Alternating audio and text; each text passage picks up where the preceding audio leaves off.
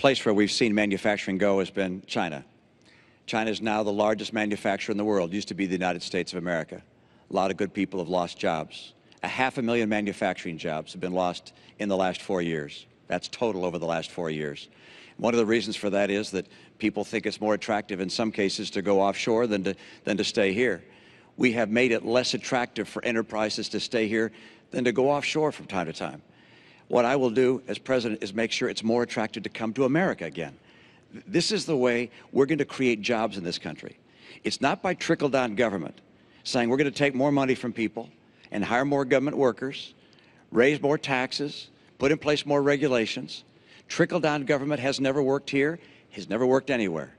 I want to make America the most attractive place in the world for entrepreneurs, for small business, for big business, to invest and grow in America.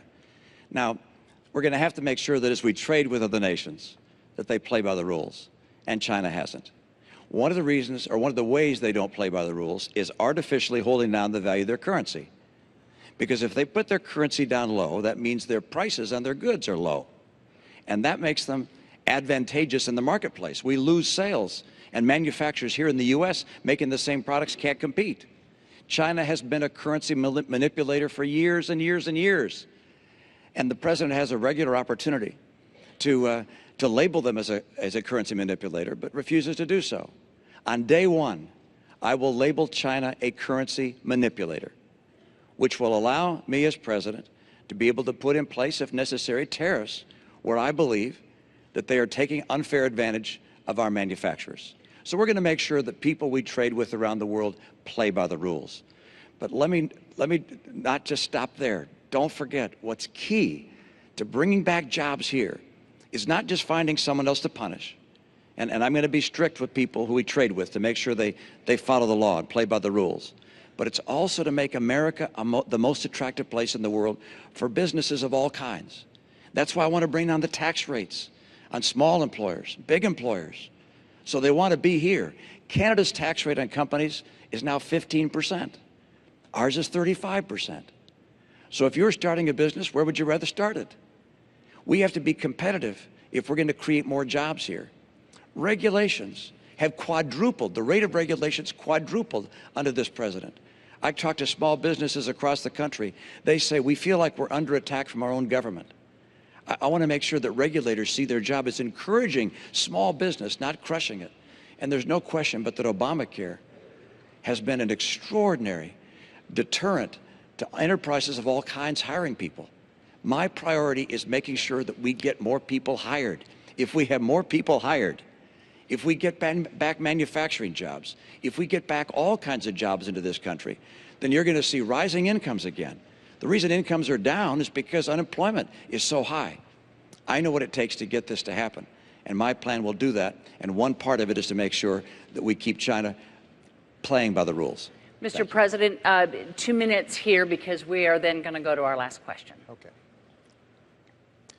We need to create jobs here. And both Governor Romney and I agree, actually, that we should lower our corporate tax rate. It's too high. But there's a difference in terms of how we would do it. I want to close loopholes that allow companies to deduct expenses when they move to China, that allow them to profit offshore and not have to get taxed, so they have tax advantages offshore. All those changes in our tax code would make a difference. Now, Governor Romney actually wants to expand those tax breaks. One of his big ideas when it comes to corporate tax reform would be to say, if you invest overseas, you make profits overseas, you don't have to pay U.S. taxes. But of course, if you're a small business or a mom and pop business or a big business starting up here, you've got to pay even the reduced rate that Governor Romney's talking about. And it's estimated that that will create 800,000 new jobs. Problem is, they'll be in China or India or Germany. That's not the way we're going to create jobs here. The way we're going to create jobs here is not just to change our tax code, but also to double our exports. And we are on pace to double our exports. One of the commitments I made when I was president, that's creating tens of thousands of jobs all across the country. That's why we've kept on pushing trade deals, but trade deals that make sure that American workers and American businesses are getting a good deal. Now, Governor Romney talked about China, as I already indicated. In the private sector, Governor Romney's company invested in what were called pioneers of outsourcing. That's not my phrase. That's what reporters called it. And as far as currency manipulation, the currency's actually gone up 11% since I've been president because we have pushed them hard. And we've put unprecedented trade pressure on China. That's why exports have significantly increased under my presidency. That's going to help to create jobs here.